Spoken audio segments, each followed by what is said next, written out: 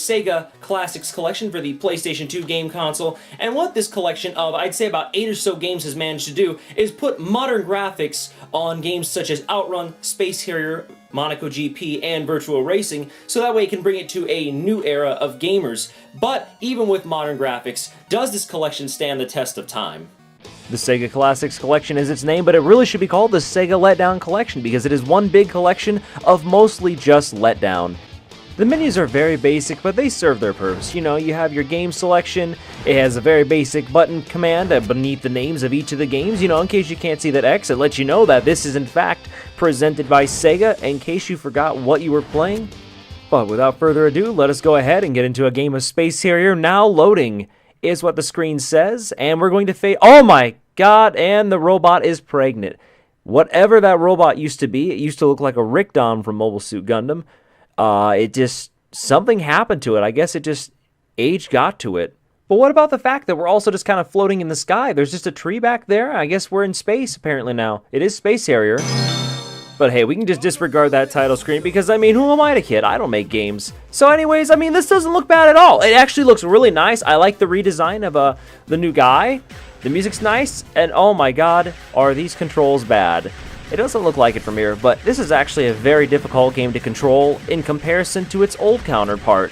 I don't even know what happened. You can only also shoot so many shots at one time, but on a side note, there is great things added, like the ability to pick up bombs, but it also seems like the hit detection on some of the enemies is very, I don't know how to put it, it's sloppy. Especially the guys that open up, these three guys right here, like, I feel like I can't hit them. I used to be able to take them all down in one go, but now I have to, like, I don't know, it's weird. I'm not rusty at the game, I play Space Harrier very often. But anyways, this is just abysmally poor. You know, just, I can't even, I don't know, the enemy redesigns look horrendous, and the levels, I don't know, I mean, Space Harrier never really had any detailed levels, so who am I kidding about that either? But for some reason, I just can't help feeling that this game is very devoid of the personality that made it such a charming game back in the day. I mean, hell, my first experience with Space Harrier was, in fact, on the 32X, and I was blown away. But there's just, I don't know, like, what happened here? But what I don't get is, how could you mess up the controls in a game like Space Harrier? Even the Sega 32X version of Space Harrier had really good controls. Next up on the list of things promising to be awesome is the remake of Virtual Racing. While I was not familiar with Virtual Racing when I was younger, this remake is proving to actually be pretty fun as I'm playing it. It's very decent, it's a little slippery, but that's expected of arcade racers at the time, you know, like, I've seen gameplay of Virtual Racer before, but I've never personally dealt with it myself. It's, you know, pretty standard, like all old school arcade racers, drive forward, hit the checkpoint, get time, you know, fight for first place. I'd say that this is pretty exceptional so far in comparison to the atrocity that was Space Harrier before this. So I'll go ahead and I'll give this portion of the Classics Collection a thumbs up for sure. Love it. I love how no matter how you turn in this game, you're just going to slide. It's just, you don't even have to hit the brake to drift. I think every game personally should have an unintentional drift feature. Even Call of Duty. Back in the 1990s, when Sega was struggling for superiority during the Bit Wars, their answer to Tetris was columns. Unlike Tetris, in columns you stack vertically. You stack at least 3, whether they be straight vertical or they be in a vertical diagonal line, and you match, and that's about it. That's the game. You just make sure you don't top out. It's pretty hard to not be able to remake this game, but luckily for those of you who would like to play the classic version, this game does in fact feature the original one that I played on the Genesis long ago, and the changes between both are basically cosmetic, I would say. I couldn't figure out what the finer nuances of the tunes were between these two versions, but I would say overall that you're getting a pretty solid remake with this one. So while I'm not too excited to play a Columns remake, it's not, you know, it's not bad at all. It's definitely good. Hey, why didn't they just do this with Space Harrier? They could have just given me the original arcade version of Space Harrier and the new one, so then I could just opt out of playing the shitty new one, and I could just go ahead and play the old one, and everybody would be fantastic. And by everybody, I mean just me. I gotta look out for number 1. Also, while we're on the subject of great remakes, I can safely say that Fantasy Zone is not one of them. While I do like the visuals and the music, the mechanics and gameplay of this game are just really difficult. To make the screen scroll further to the right or to the left, you have to fly fast. Now, the issue with this is, as you fly faster, you nearly touch the right side of the screen. So it means if there's any enemies that are going to come at you from in front of you, you'll basically practically run into them. And I don't know if this is a concept mechanic of the first Fantasy Zone, because I'm not too familiar with this title myself, but I can safely say that in this modernized version of Fantasy Zone that it ruined the experience for me. On top of all these bright, fantastic colors, sounds, and even the enemy designs, like, it's cute, it's adorable. It was really an experience killer for me. So I can say that whether this is faithful to the original Fantasy Zone or not, I was not enjoying it. I dare say that, you know, please don't crucify me out there, Fantasy Zone fans. I know there are millions of you in the United States. That's obviously why this series was so popular and has so many sequels localized here. That's what I'm assuming. Going away from Fantasy Zone, here's a game that I actually really enjoyed that I have never played before. Bonanza Brothers. I was really surprised at how quirky this little fun stealth action game was. You know, pretty basic. You go in, you rob the place, you try to sneak around, not get caught by the guards, and get hit. Getting hit takes away lives, results in a game over. And the thing I thought about that I liked the most is the fact that there's a co-op option that I didn't even get to try out because I didn't have anybody to do it with. But this fun little game was definitely a surprise, and whether it matches the quality or not of the original with this new version is up to question with me, because I have not actually experienced that, but I can safely say that I really had fun with this version of the game specifically. So I do recommend checking the collection out for this game specifically if you did want to pay for this collection. I don't recommend getting the collection, but if for some reason one were to fall out of the sky and into your lap, this is definitely something that you should probably play with a friend. No questions about it. This is also a two-part collection for this game. This game comes with Bonanza Brothers and another one called Tant R. The most appropriate way to describe Tant R, though, is I guess you'd say it's an action puzzle game, because really it's a collection of mini-games, but you're working to a certain objective of completing so many of these games so that you can go and catch the main bad guy, which I only made it up to the second world before I ended up getting a game over. But some of these games are kind of fun, but then some of them are really monotonously difficult, like the frog jumping, which is just kind of like, well, you know, you've done this, you think you should be able to know how to do it quickly, but you don't. The rocket building, on the other hand, here wasn't too difficult. I mean, I struggle with it because, I mean, you know, I'm pretty bad at being a human being. But this wasn't a bad little collection. I found its goofy little whimsicalness to be entertaining enough for me to actually end up playing this for quite a while after I got out of Bonanza Brothers. But you're not missing anything too special with this. I still say the main attraction out of these two games packaged in the same boot is going to definitely be Bonanza Brothers. Monaco GP seems to be another game that people really love. What? Classic and original? I don't even get it. Why are they both named the same thing?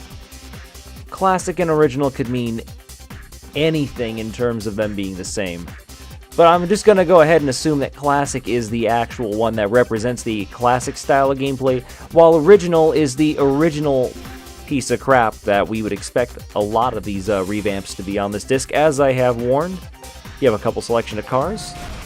Like I said, it's just a good old classic Monaco GP. Now, I didn't play too much Monaco GP back in the day, because, you know, back when I was a kid, I had a lot of RC Pro-Am going on in my life, so to me, Monaco GP was just off the radar in terms of, like, being a presence in my everyday gaming life. But Classic Monaco is essentially the same, but I feel like it controls a little bit sloppier, kind of like the syndrome of a Space Harrier, except not as bad. But then we get to the revamp of it, and everything just kind of goes down the drain. I mean, Classic Monaco Action is good, but now take Classic Monaco Action and add in turning and no information as to what button to push to actually turn to the right or left, and you have me crashing straight into the water 2 times in a row. Not once did this game even flash a button prompt. Now, I know a lot of old games never told you how to play, but to me, I think that this is a significant thing to tell your players that you can't just turn left using the analog stick, you have to hit the shoulder buttons. So this just repeatedly ends up and flying off the edge, but I feel like Monaco is not a game suited for circuit-style racing in a traditional sense.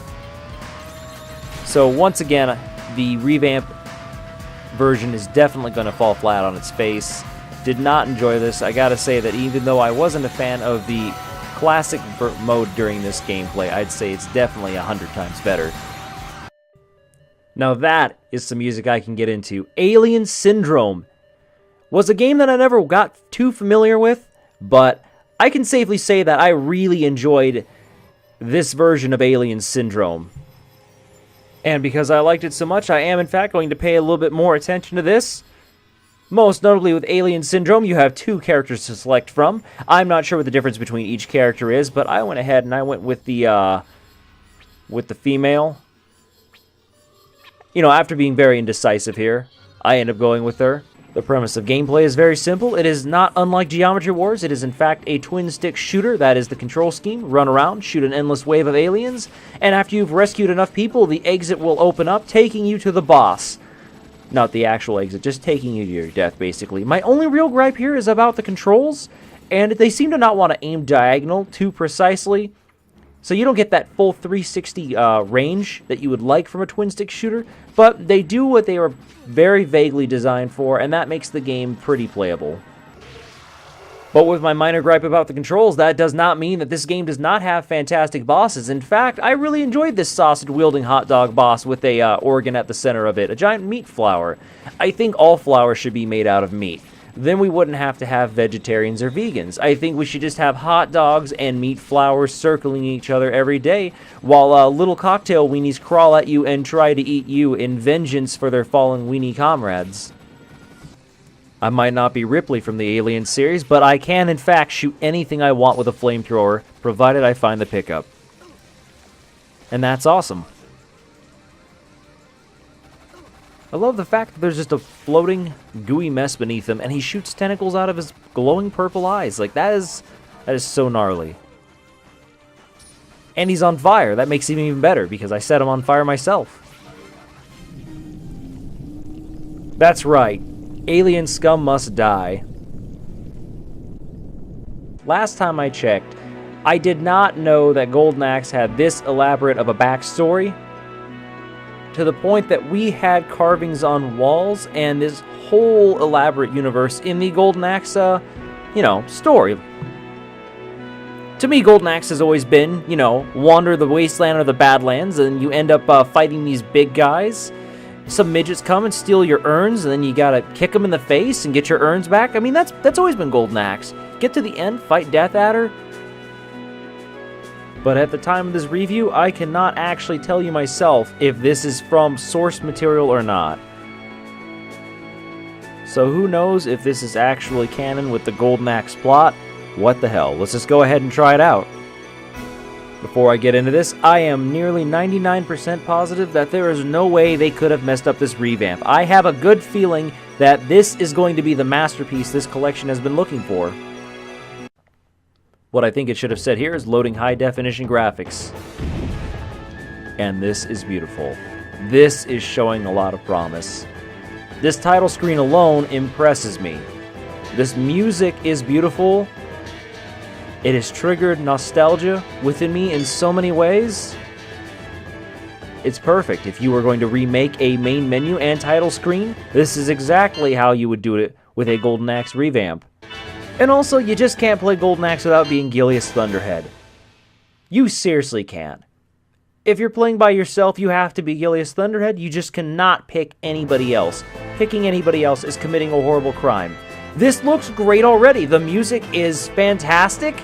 And, oh my god, these controls are stiff. And I'm just on my face. Don't worry, though. I'm going to make a comeback here. Wait, hold on. We can roll attack. And you can kind of hit them from the side. And I thought I remembered the melee attacks being a lot faster in this game.